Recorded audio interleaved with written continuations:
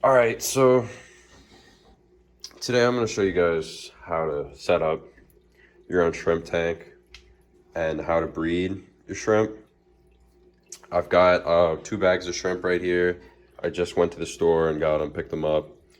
I'll show you guys everything that I've got here, the whole setup, everything you're going to want to need or want to know, everything you're going to want for this. Let's get started. So first and foremost, you're going to need some type of light. I have a, I believe this is a 16-watt gooseneck light here, hang on light. So this is nice. I don't have a hood currently on the tank. You can have a hood on this. It's not a huge deal. You'll just have more evaporation. The second thing you're gonna want is some sort of sponge filter back here. I've got one back here, but this one, it's recommended for like 5 to 10 gallons. This is only a 5-gallon, but you're definitely gonna want a sponge filter because these shrimp are really small a lot of times. And if you have a hang-on filter like this bad boy right here, a lot of times on the base of the filter, this part, they'll get sucked up through that and they'll end up dead, especially if you're trying to breed your shrimp. The little babies will get sucked up into the filter and they'll die.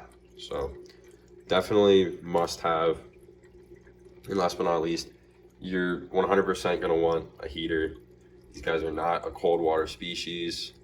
Most shrimp are. There may be 1 or 2 out there, but I believe all shrimp are, most aquarium shrimp are tropical. So you're definitely gonna want some sort of heater in there. I have a 50-watt heater in there that's set for 78 degrees Fahrenheit. Typically, you want anything between 70 to 80 degrees Fahrenheit. 76, 78, that's kind of the sweet spot. At least for me, that's what I've found. You're definitely going to want to go with that. You're most definitely going to want some sort of foliage, whether it's just like some Java fern leaves or some Java moss. I also have some duckweed up here, which is, fine. It'll kind of dim the light. I do have an undergravel filter in here for absolutely no reason. I don't have a pump plugged into that.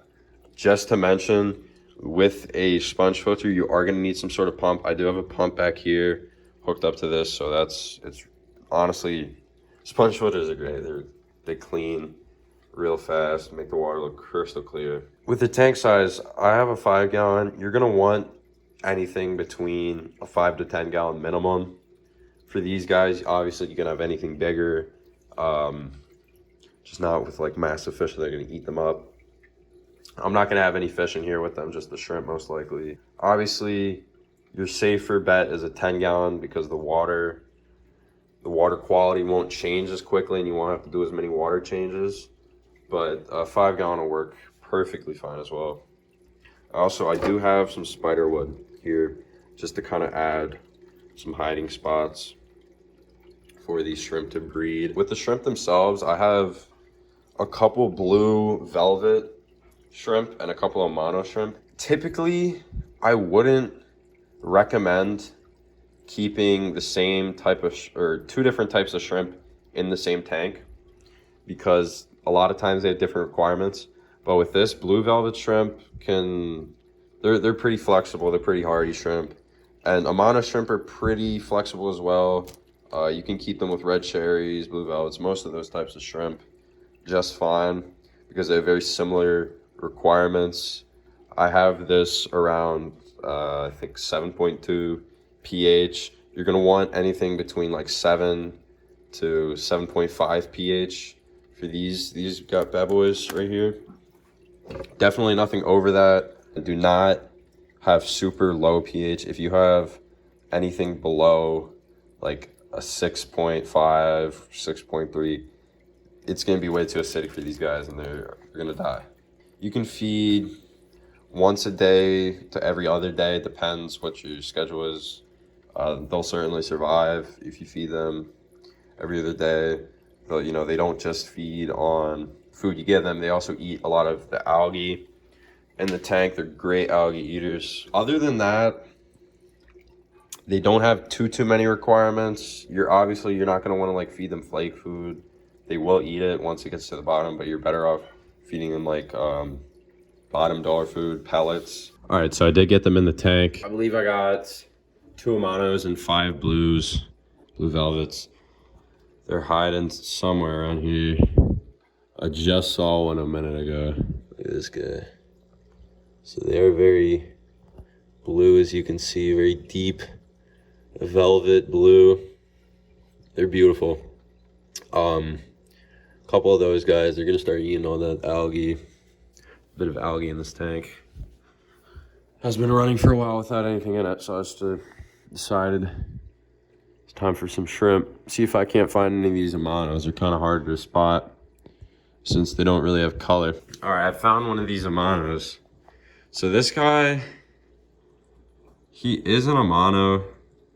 He's got kind of a darker brownish outside, but he is in fact an Amano shrimp. You can see him kind of moving around there, cruising.